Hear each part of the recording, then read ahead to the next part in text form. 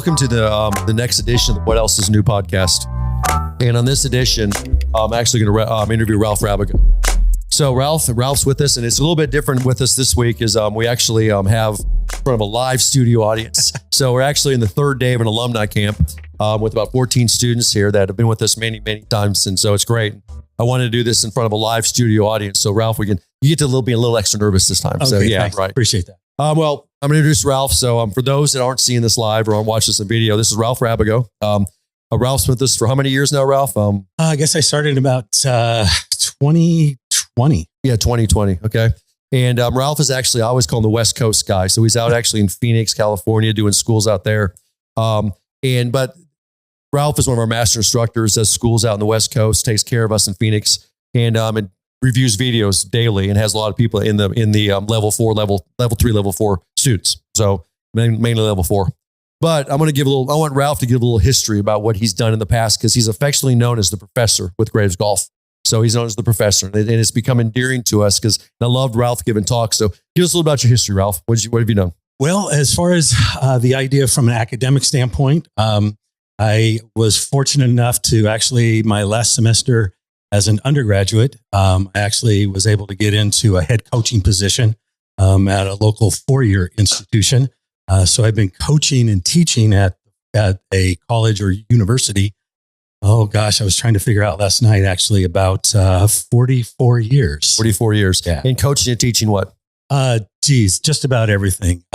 From activity classes, mostly in tennis, golf, pickleball. Okay. Did basketball, volleyball, did weight training, did all athletic movements, this is why I want to talk to Ralph, because he's not just a golf guy. In fact, and I promise most of you in this room don't know this, and those that listen at home don't know this, and we're going to go there. Yeah. Ralph is a much more accomplished pickleball player. Am I right, Ralph? Okay. He's not going to brag about himself. Okay. But he's actually a national champion in certain areas in pickleball.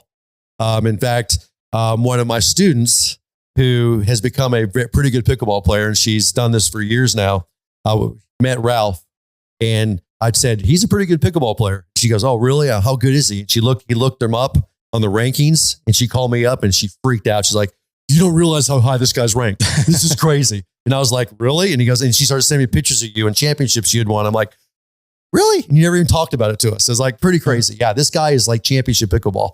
But let's talk about golf.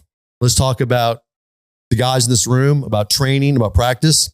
And when you teach schools with us, I love to have you get up in the morning, and there's a little talk you give, and I want you to give it now, about simple versus easy. Okay. Ralph gets up and he talks about something being simple versus something being easy, because you guys and a lot of people have gotten into our methodology because they say it's a simpler system.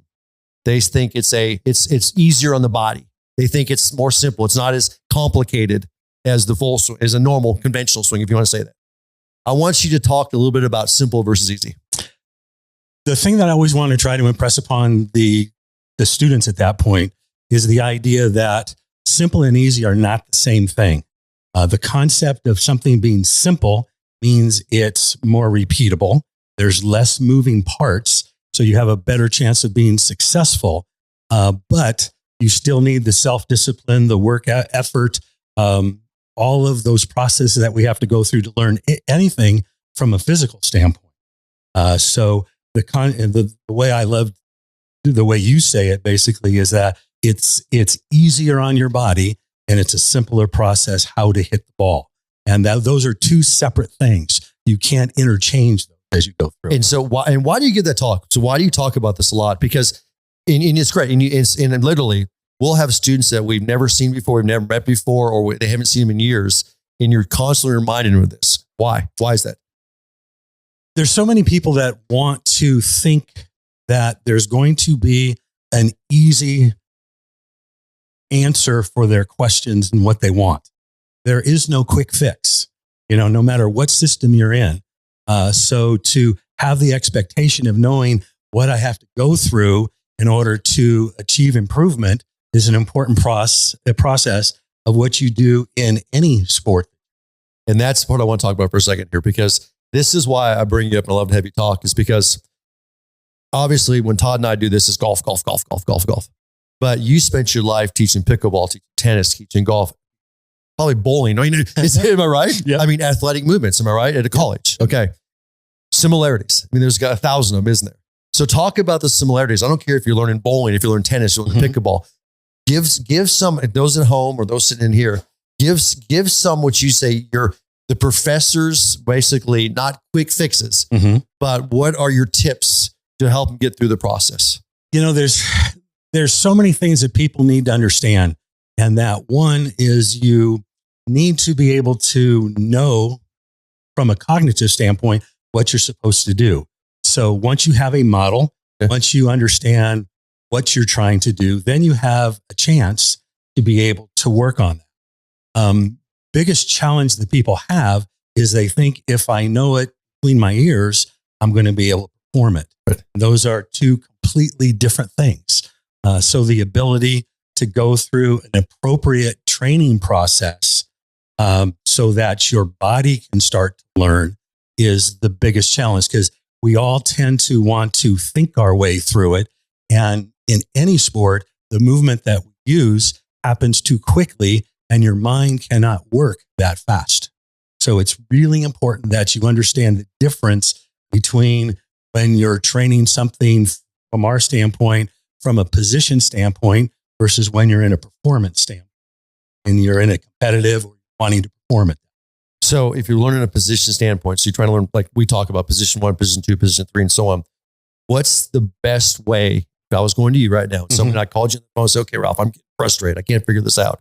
What's the best way to learn those positions? So give me the advice, because you got 15 people in here listening to you, but we got hundreds of people at home listening to this. Okay. And they're in, and they want that advice from you. They want the advice from the professor. Yeah. What's the best way to learn those positions? The best way is to where, in the ideal world, this room would be full of mirrors, just like a Tai Chi studio, dance studio, something along that line. Video is great to work. There's no question about it. Spend a lot of time on video. However, that's not real time. I have to go look at it. Okay. So if I have a mirror and I can go slowly, and we always talk about how slow is slow, it's 10 times slower than you think. So think of a full swing of a golf swing taking 1 minute. That's slow. So you're going to understand how your body feels. You're going to hold positions so that certain things start at appropriate time rather than just kind of doing what feels natural to you. Because the biggest challenge we always have is people always want to be comfortable, but it's really important that you're willing to work through that uncomfortableness of doing something different. Because if you're doing the same thing, you're going to get the same results. Love it. So the slowing down, the stopping and holding positions, that's going to be the fastest way. Not only will your body learn it faster from a kinesthetic standpoint, you will actually develop strength in those positions as well. Which is very interesting, because every time I interview you guys, it always brings up stories here, but I guess I've been doing this long enough that I get stories. And it reminded me of a story. I haven't given the story in a long time. I was here at the academy. This was probably 20 years ago. And I had a student come in here, and he's a younger guy. He's probably in his mid-30s. Okay, and he came in here and he never played golf before. And he came in here and he said, I want to learn the golf swing. I've watched a little bit what you guys do. I think it's really cool. I love the position work. And so the first day I took him in here, I said, okay, well, here's your setup and here's position 1. And I started working there. And the second day I showed him position 2, position 3. Okay. And this was like a week or two into it. A month into it, and I'd worked with him every single week. A month into it, he comes into the academy here. And I'm out there watching him hit a few balls in the range. And I mean, it's pure. I mean, he's pure. And I'm looking at this guy, and I remember like a month before, he had told me he'd never played golf before. And I grabbed one of my instructors, his name was Joe Newpol at the time. And I said, Joe, look out here, this guy hitting golf balls. He looks at the guy and I goes, how long do you think he's been playing golf? Joe goes, his whole life. And I go, I think this guy's been lying to me.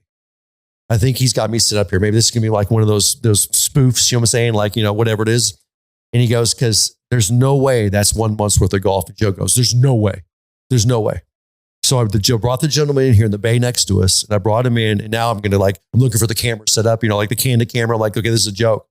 And I said, I've never seen improvement like this. I said, this is insane. And he goes, number one, Tim, he goes, I don't own a golf club. I don't own any golf clubs. And I said, what? He goes, only time I hit golf balls here. I said, what do you do? He goes, I own 3 martial arts studios in Oklahoma City because I've just built my 3rd in Edmond. And he goes, all I've been doing is taking my karate bow. And he goes, I'm a 7th degree black belt in this form of karate. I don't know anything about it. And he goes, when I go away from here, I get in my dojo, my studio, and I just work on these positions. And he goes, I work on 15, 20 minutes, take a break, work 15, 20 minutes, take a break. And I go, describe how I work it. And that's why it reminded me of, he goes, I have mirrors that surround me and I can see a down the line view, a face-on view, a face-on view. He goes, I haven't got mirrors on the roof. He goes, I can see every view there is. He goes, so I watch your video. I listen to what you say. I come in, I'm matching the spot by looking at these mirrors. And it was crazy. And I'm like, holy crap. I was like, this is, no one would believe this. So immediately took that bay next to us and put it in the front. We put a mirror in there. We started spraying mirrors in there. He goes, my work is all mirror work. It's exactly what you're saying. Yep. So it's the first thing he said. He goes, you would notice what he said. This is the guy who does more video reviews probably than anybody. I mean, him and Matt, they're reviewing videos all day long. This is what they do. Okay. What did he say? Put mirrors up. Because that's real time. What he said. That's huge. I mean, that's for you. Right. I mean, if you don't get the feedback, you don't know what to fix. It's not going to happen immediately enough. So the more you get the sense that you are able to make corrections as quick as possible, the better off you're going to be. I always tell a story. One of my deans was asking me about a grant that they wanted to write if I had any opinion. And I said, yeah, I would love to get Schick. And some of you of the age that remember the old Schick company that tried to change behaviors by basically a little bit of shock therapy. And I always thought, we don't have to go shock, but maybe vibration, where if something's wrong, you get reminded right away. They didn't think that would work real well in the California community college system.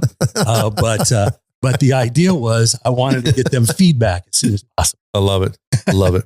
So here's the next one. So and then we'll ask if there's any questions in the room here. I've heard you say this lately. I've heard you say it a lot, but it's one of those things I've kind of picked up on lately. You keep talking about the difference between practice and training. Mm-hmm.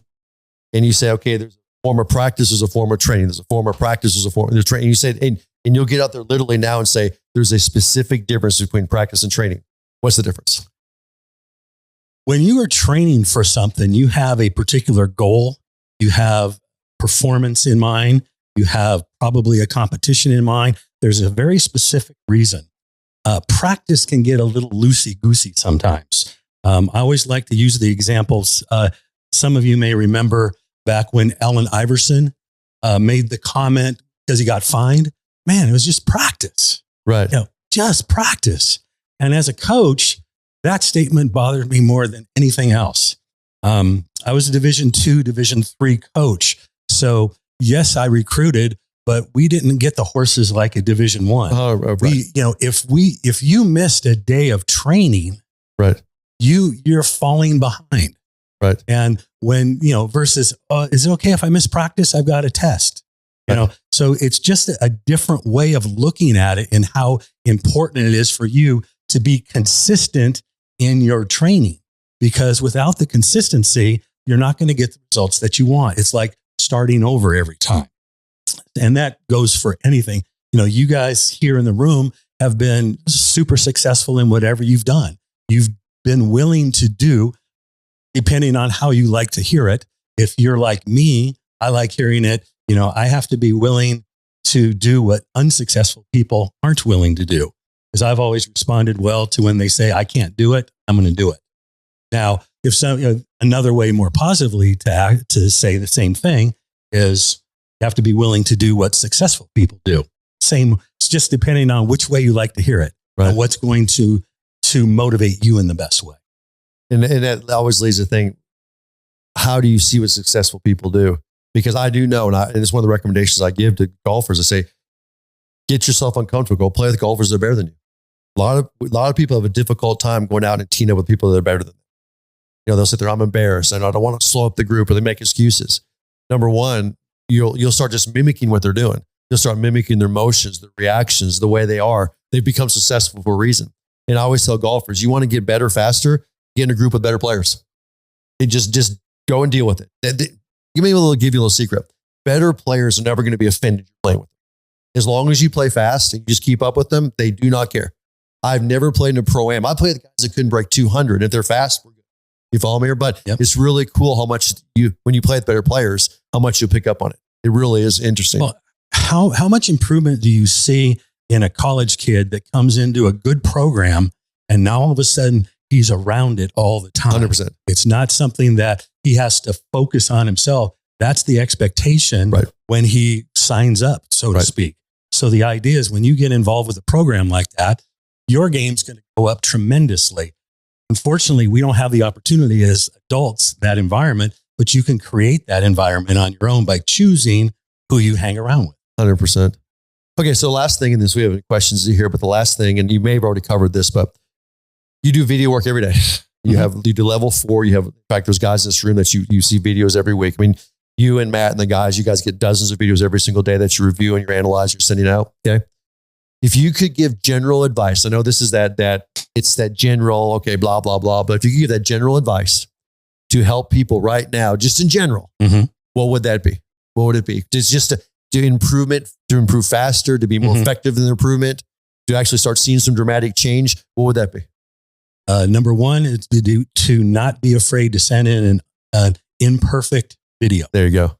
I love that. People are always afraid. In fact, you'll hear things like, well, yeah, I took 10 and this is my best one. Right. That's not what we want to see. We actually want to see just your swing. Okay. So that's one. Okay.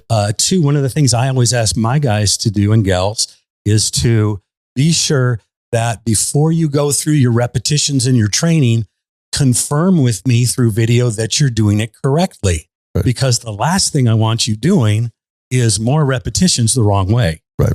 And that's probably the hardest thing for people to do because that's just a quick one. Right. I'm going to look at, yeah, that's right. Do it.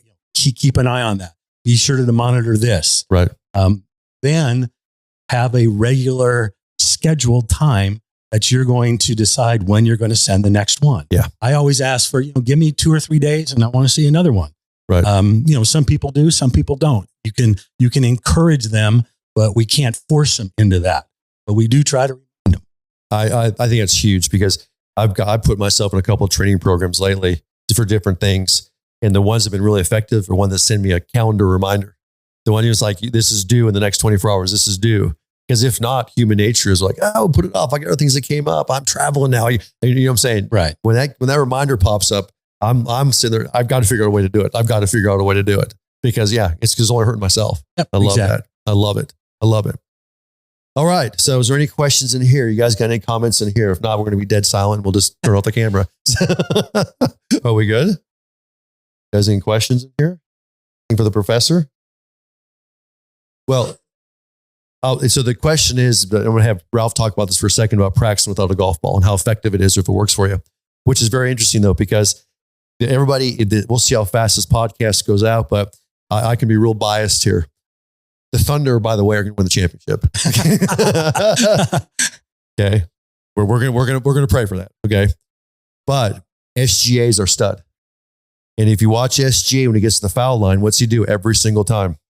He gets to the foul line and he gets back there. And before they hand him the basketball, he takes one free throw with his hand. He does another one with his hand. And he'll do the first one. He's just mimicking with no ball. He'll just mimic it. And if they throw him the ball before he does the second one, he'll just lay on the floor and he'll do a second one. That's his little routine. Before they picks up the ball, he shoots a free throw. But how many times in his life do you guys think he's literally done that move right there with his hand? And by the way, he's going to be the MVP this year of the league for sure. But he's done that with his hand, just like this. He does it every time he shoots a free throw twice. So next time when you watch him in the championship against the Celtics, okay, but when you watch him in there, watch every time he gets a free throw line, do it twice. And it's the same thing. It's doing the drill without the ball.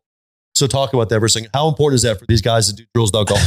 That's the only opportunity that you have to actually consciously think about what your body's doing while you're making a golf swing. Because a golf swing happens too quick once there's a ball. Okay. So, call them rehearsals. You're trying to go through the positions. We're always trying to go through that process. And, in other sports, we call it making a shadow stroke, where you just work against a mirror again. One of the times I was in the process of learning tennis, I had a kid watch me and I was doing some shadow work. Gosh, your shadow works exactly like how you hit the ball. Well, go figure. That's how it's supposed to be.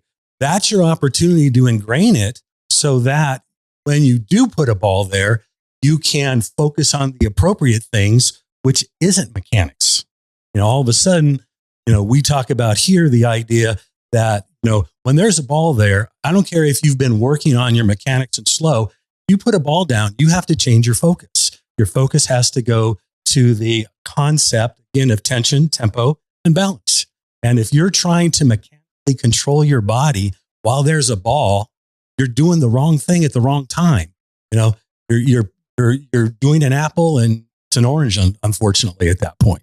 It doesn't match. Which is very interesting. So, I'll give my last story here because you guys know this is about Ralph, not the stories, but we had a student that came into our school. I mean, she probably be listening to this because she's a big fan of ours and we love her to death, but her name's Geraldine Britz. And you can look up Geraldine Britz. Geraldine Britz is the 1979 U.S. Open champion, LPGA. And she came to our school. She came and sat in a 5-day camp. She's actually been to numerous schools now. She's been to short game schools. She's been to a few camps. And we love Geraldine. She's from Minnesota. But Geraldine is one of the most accomplished golfers we've ever taught. Obviously, she's a major champion. You're not going to get much more accomplished than that. Okay. And we had her in the first time we taught her. We had her in the second bay, just doing like we do in normal 5-day camps. And she's in there. We're working on her swing. And we're in there and she's actually working on hitting a hybrid. And Todd's teaching her and I'm in there with her and we're working on this and we're working on hitting hybrids and so on and working her swing.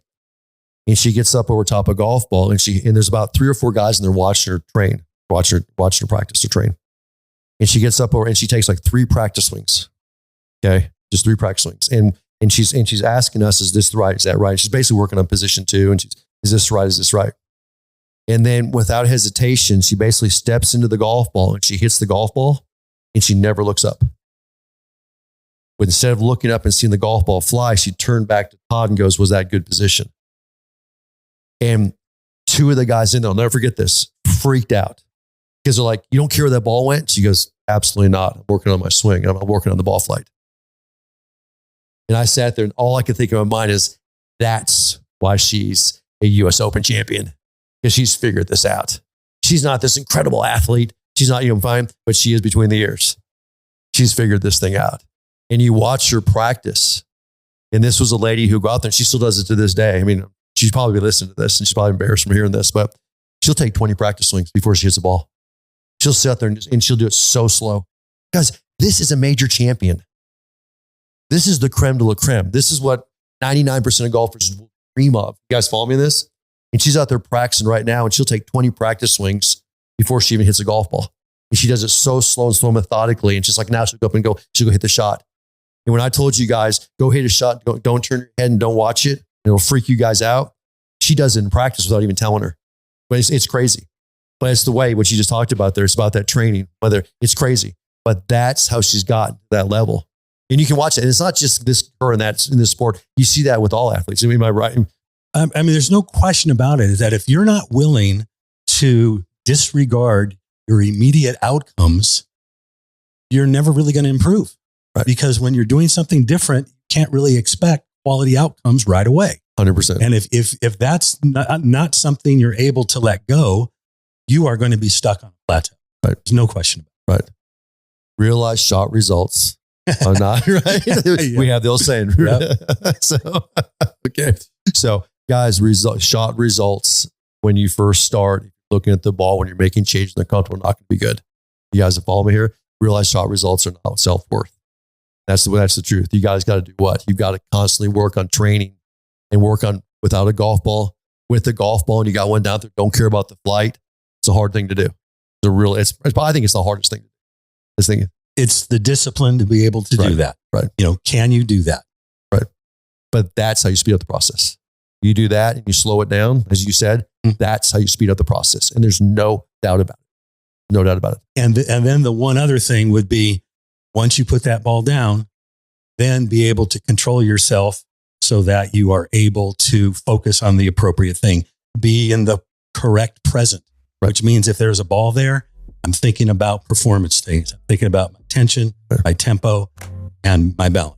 I'm not thinking mechanics at that point. Right. Love it. Any other questions in here? Great question. Are we good? All right. Well, I think we did our time. Well, I appreciate it, Ralph. Appreciate you joining us today. Thanks for always the time. have the professor, and the guys are really lucky to have you in town this week. That's great. So James took off early, but that was a good thing for us. It's great being here. I appreciate it. Thanks, Ralph. Appreciate it.